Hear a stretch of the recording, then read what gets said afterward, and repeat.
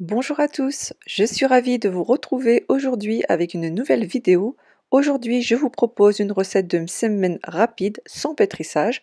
Alors si cette recette vous intéresse, je vous invite à la suivre avec moi. Comme d'habitude, vous trouverez la liste complète des ingrédients sous la vidéo en barre d'informations. Dans un premier temps, je vous montre la semoule que j'utilise. C'est une semoule extra fine qui ressemble presque à de la farine. Vous pourrez la trouver dans les rayons orientaux des supermarchés ou bien dans les boutiques spécialisées orientales.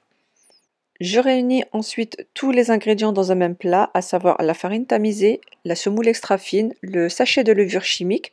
Donc ça c'est un petit plus, vous n'êtes pas obligé de le mettre, ça favorise le gonflage pendant la cuisson.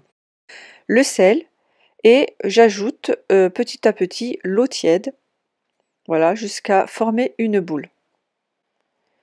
Pourquoi cette recette n'a pas besoin de pétrissage? C'est parce qu'on utilise plus de farine que de semoule.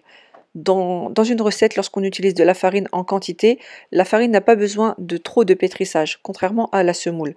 À la base, la recette de msemen se fait avec beaucoup de semoule.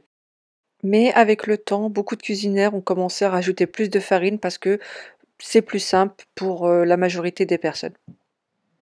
C'est pour ça que les quantités, en réalité, peu importe. Tant que vous avez plus de farine que de semoule, donc vous pouvez mettre, je sais pas, sur 500 grammes, mettre 400 grammes de farine et 100 grammes de semoule. Vous pouvez aller jusqu'à 250 grammes, mais c'est toujours mieux de rajouter un peu plus, 300 grammes, 200 grammes. Donc tant que vous mettez plus de farine que de semoule, le temps de pétrissage sera réduit. Une fois que la pâte est prête, on la met dans un sac de congélation ou bien dans une boîte hermétique et on la laisse en revanche reposer minimum 2 heures. Par contre, plus une pâte on la laisse reposer, meilleure elle sera. Donc là, pas de pétrissage mais quand même du repos. Donc une fois que la pâte a reposé, donc on prend un plat et on met un peu d'huile dans un bol avec un petit peu de beurre pour la suite et on forme des boules. On divise la pâte en fonction du nombre de msemen qu'on veut réaliser et en fonction de la quantité de pâte. Moi là j'ai fait à peu près 8 pâtons de pâte, 8 portions. Donc j'essaie de bien les travailler, de former des boules et ensuite je les huile sur le dessus et je les laisse reposer sous un film plastique encore une fois, au moins 20 minutes. Comme je vous ai dit, plus vous laissez la pâte reposer et plus facile ce sera pour vous ensuite pour l'utiliser pour l'étaler. Donc une fois que ma pâte est reposée, donc je prends un pâton de pâte et là, très facilement, avec de l'huile, j'étire ma pâte, donc je l'étale en forme de cercle et une fois qu'elle est bien étalée, je commence à l'étirer. Donc là, vous pouvez voir sur les images, je l'étire un petit peu comme ça en la soulevant. Vous n'êtes pas obligé de faire comme ça, vous pouvez faire autrement, c'est pas trop grave. Le tout, c'est d'avoir une pâte quand même assez fine pour que ce soit plus facile en fait, pour qu'elle se détache pendant la cuisson et qu'elle gonfle.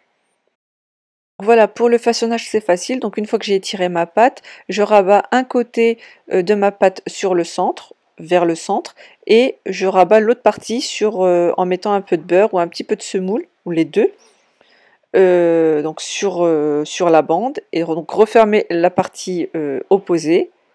Donc ça me refait une longue bande et ensuite de chaque côté, pareil, je rabats au centre et ça me fait un carré.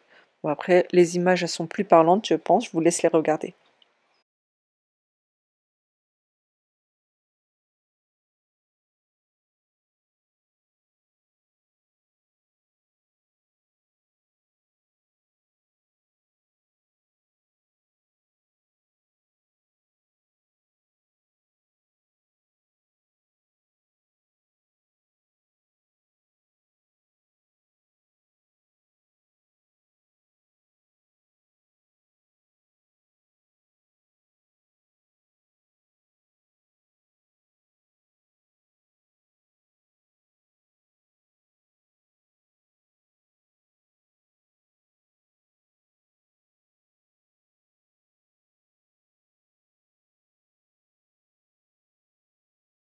Donc une fois que j'ai formé tous mes rectangles, tous mes carrés, le mieux c'est de vraiment les faire tous, ou bien au moins la moitié, pour laisser le temps à la pâte de se reposer, parce qu'après une fois qu'on va l'utiliser, on va ressentir un peu de résistance et puis c'est pas agréable pour la façonner.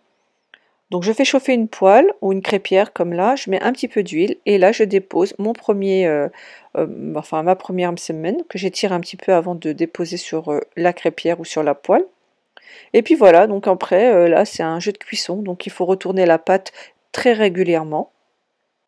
La faire pivoter de temps en temps pour qu'il y ait une coloration à peu près identique sur toute la surface. Et puis une fois que vous avez vu que bah, la coloration vous plaît, qu'elle est cuite dans les extrémités, que eh ben, donc vous la retirez, vous la déposez sur une assiette. Et voilà, ensuite on fait le même procédé pour chacune des semaines, donc on les aplatit un petit peu, voilà, et ensuite on les met à la cuisson en les retournant régulièrement et en les faisant pivoter régulièrement.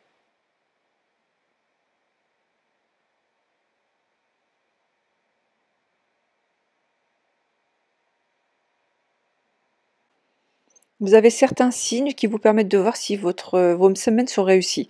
Alors quand vous faites votre pâte, quand vous formez les boules au tout départ, vous la divisez en pâtons, vous allez sentir qu'il y a des bulles qui se forment. Donc déjà là, quand vous voyez qu'il y a des petites bulles, de l'air dans la pâte, donc déjà là vous dites, bon, c'est bien parti. Et ensuite à la cuisson, quand votre semaine gonfle à la cuisson, c'est que là ça veut dire que les feuillets se détachent. Ça veut dire qu'il y a vraiment une cuisson à l'intérieur entre les feuilles. Donc là, vous vous dites, là c'est bon, le feuilletage est réussi. Et voilà le résultat final après la cuisson. Donc c'est une recette qui est quand même très facile à faire. Donc pour les personnes qui n'osaient pas faire cette pâte parce que difficile à travailler, etc. Normalement avec cette recette, vous allez pouvoir réussir. Donc ce qu'il faut respecter bien sûr, c'est les temps de repos. Plus de farine que de semoule. Voilà, après les quantités, peu importe. Donc on peut voir que les msemen, ils sont bien feuilletés. Vous pouvez rajouter de la semoule entre les couches vraiment pour faciliter le feuilletage. Là, c'est bientôt le ramadan, donc je vous invite vraiment à tester cette recette. Et surtout, si vous ne réussissez pas la première fois, ne baissez pas les bras. On commence tous par là. Moi aussi, j'ai commencé avec des pâtes dures, difficiles à faire, mais j'ai persévéré et maintenant on y arrive. Donc je vous souhaite bon courage, je vous souhaite un bon ramadan et je vous dis à très vite pour une nouvelle vidéo.